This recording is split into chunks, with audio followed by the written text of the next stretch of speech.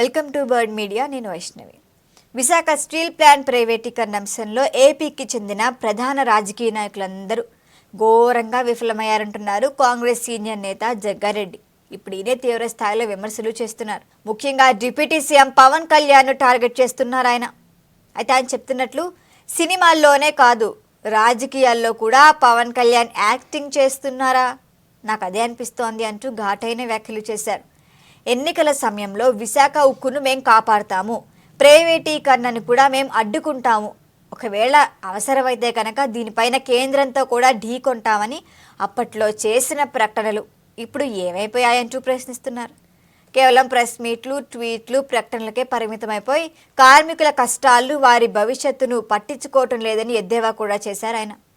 ఇక విశాఖ ఉక్కు అనేది కేవలం ఒక పరిశ్రమ మాత్రమే కాదు, అది ఆంధ్రుల ఆత్మగౌరవానికి ప్రతిగా అన్నారు జగ్గారెడ్డి.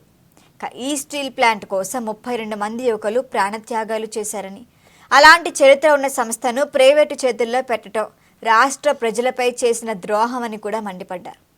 అలాగే చంద్రబాబు నాయుడు, జగన్మోహన్ రెడ్డి, పవన్ కళ్యాణ్ ముగ్గురికి ప్రధాని మోదీతో వ్యక్తిగతంగా చాలా సంబంధాలే ఉన్నాయి, మరి రాజకీయంగా కూడా అంతే మంచి సంబంధాలు ఉన్నాయని చెబుతూనే మరి స్టీల్ ప్లాంట్ విషయంలో మాత్రం ఎందుకు అసలు వీళ్ళెవరూ నోరు మెదపట్లేదని నిలదీశారు.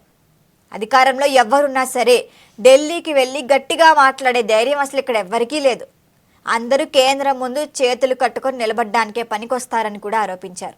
ఈ మొత్తం వ్యవహారంలో అసలు బాధాకరమైన విషయం ప్రజల మౌనం అని జగ్గారెడ్డి వ్యాఖ్యానించారు.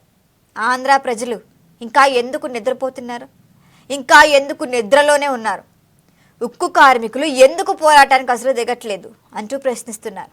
కులాలు, ప్రాంతాల పేరుతో విడిపోయి ఉండటమే రాజకీయ నాయకులకి బలమవుతోంది. ప్రజలంతా ఒక్కటైతే ఇలాంటి ప్రైవేటీకరణలు సాధ్యమవ్వవు కదా అంటున్నారు. నాయకుల మధ్య లోపాయికారి ఒప్పందాలు ఉన్నాయని అనుమానాలు వ్యక్తం చేస్తున్నారు ఆయన.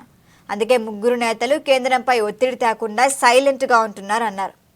ఇక కాంగ్రెస్ పార్టీ హయాంలోనే విశాఖ స్టీల్ ప్లాంట్ ఏర్పడింది, దాన్ని కాపాడుకోవటం ప్రతి ఆంధ్రుడి బాధ్యత అని జగ్గారెడ్డి స్పష్టం చేశారు. అయితే ప్రస్తుతం ఏపీలో కాంగ్రెస్ రాజకీయ బలంగా లేకపోయినా ఉక్కు కార్మికుల పక్షాన పోరాడతామని హామీ ఇచ్చింది కాంగ్రెస్. ఒకవేళ రాహుల్ గాంధీ ప్రధాని అయితే గనక విశాఖ స్టీల్ ప్లాంట్ ప్రైవేటీకరణను స్టాప్ చేసి ఆ ఫైల్ పైనే తొలి సంతకం పెడతారని కూడా ధీమా వ్యక్తం చేస్తారు.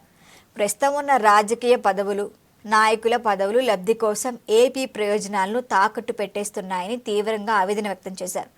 ప్రజలు మేల్కొని ప్రశ్నించే రోజే నిజమైన మార్పు వస్తుందని జగ్గారెడ్డి కూడా హెచ్చరించారు. మరి దీనిపైన మీరేమంటారు? మీ ఒపీనియన్ని కామెంట్ చేయండి. చూస్తూనే ఉండండి బర్డ్ మీడియా.